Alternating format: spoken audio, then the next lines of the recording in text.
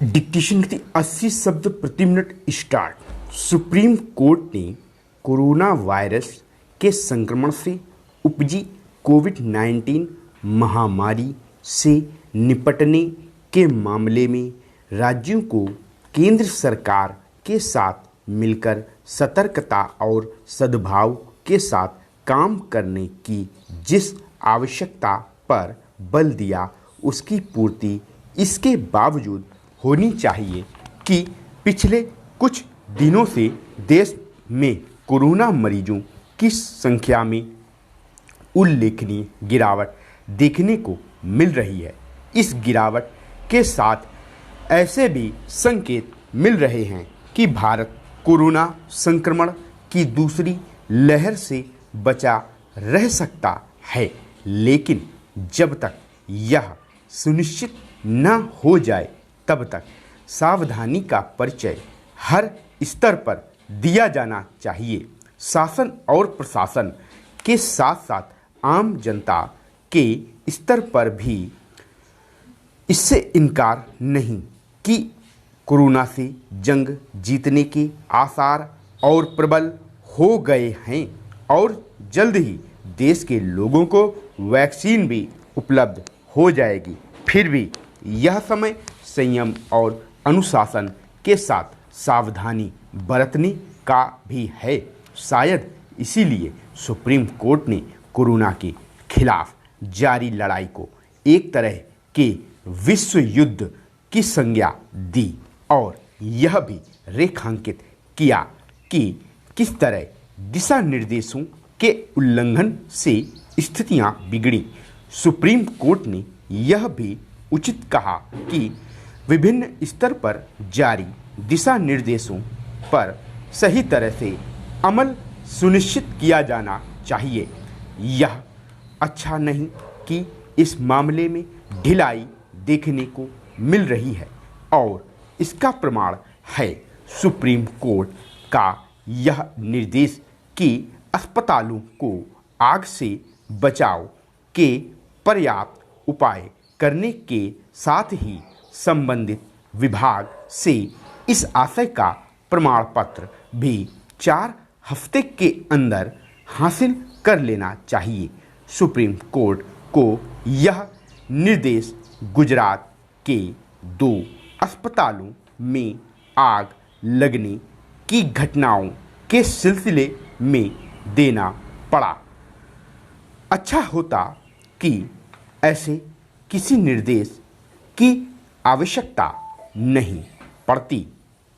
जो भी हो, सुप्रीम कोर्ट ने लगातार काम कर रहे डॉक्टरों को आराम देने के लिए केंद्र से कोई नीति बनाने की जो अपेक्षा जताई, उसकी पूर्ति जल्द से जल्द होनी चाहिए। कायदे से तो अब तक इस तरह की नीति बन जानी चाहिए थी। बेहतर होगा कि ऐसी किसी नीति के दायरे में चिकित्सकों के साथ साथ अन्य स्वास्थ्यकर्मी भी आएं।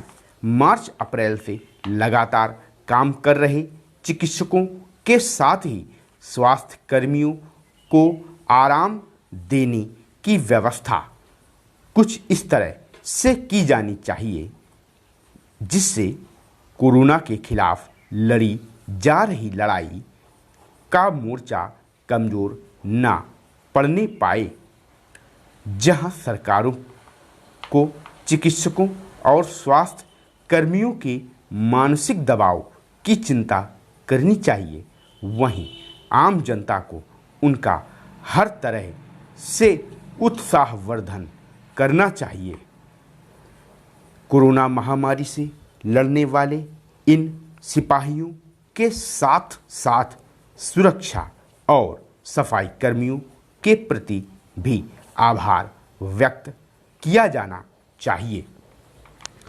लोकतांत्रिक व्यवस्था में सरकार की यह नैतिक जिम्मेदारी है कि वह जाति, धर्म और पंथ मजहब से परे होकर सिर्फ जनता के हितों की सोचे। और वाजिब फैसले ले।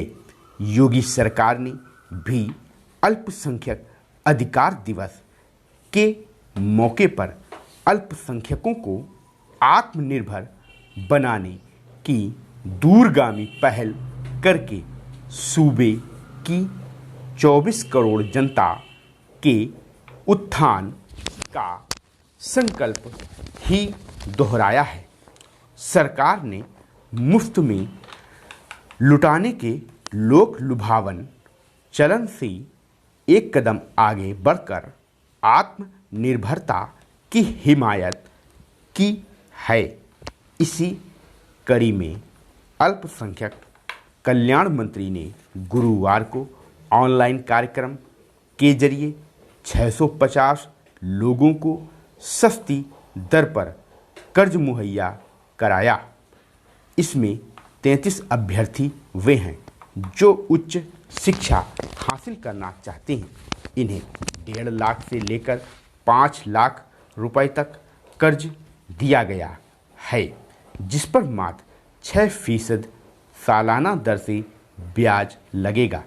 उल्लेखनीय बात है कि युवाओं और कारोबार के इच्छुक लोगों को आत्मनिर्भर बनाने के लिए सरकार ने 15 साल से बंद योजना फिर से चालू की है।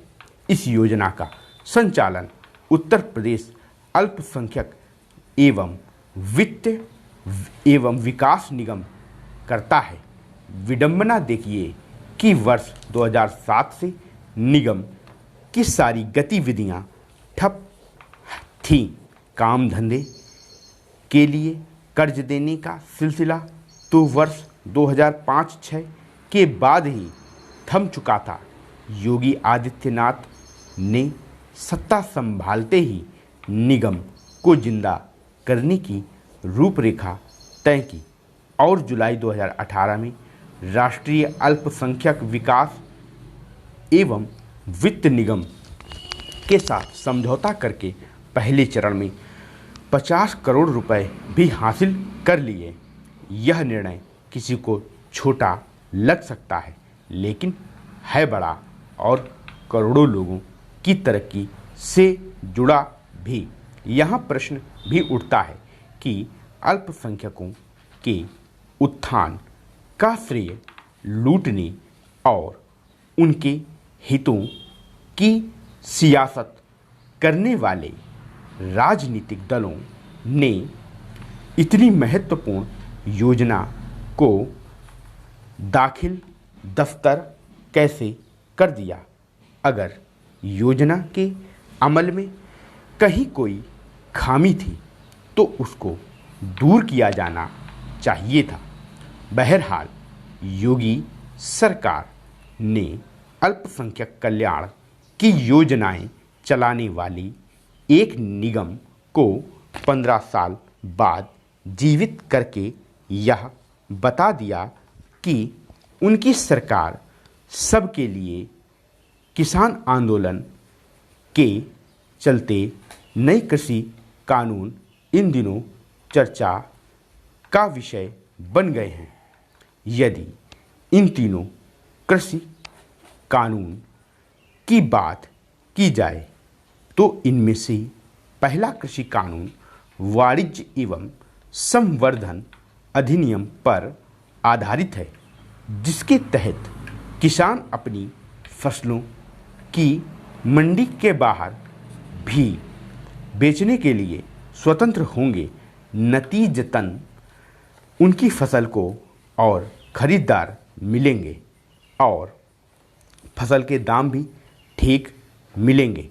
दूसरा कृषि कानून करार खेती पर आधारित है, अर्थात किसान फसल को कंपनियों को बेच सकते हैं। तीसरा कानून आवश्यक वस्तु अधिनियम पर आधारित है, जिसके तहत अनाज, दालें, प्याज व तिलहन आदि के भंडार की सीमा समाप्त कर दी गई है। विरोध की राजनीति के कारण कानून की हितकर बातें भी किसानों को अच्छी नहीं लग रही हैं। स्टार्ट। वीडियो को लाइक करना ना भूलें। इसी तरह की और डिक्टेशन पाने के लिए हमारे चैनल को सब्सक्राइब करें, साथ में बेल आइकन को भी दबा दें और शॉर्टहैंड की तैयारी कर रहे अपने सभी मित्रों के साथ वीडियो को ज़्यादा से ज़्यादा शेयर करें। स्टूडेंट्स, आपकी जानकारी के लिए बता दूं, अगर आपकी शॉर्टहैंड स्पीड नहीं बढ़ रही है तो आप हमारे एडवांस आउटलाइन के साथ डिक्टेशन को परचेज कर सकते हैं।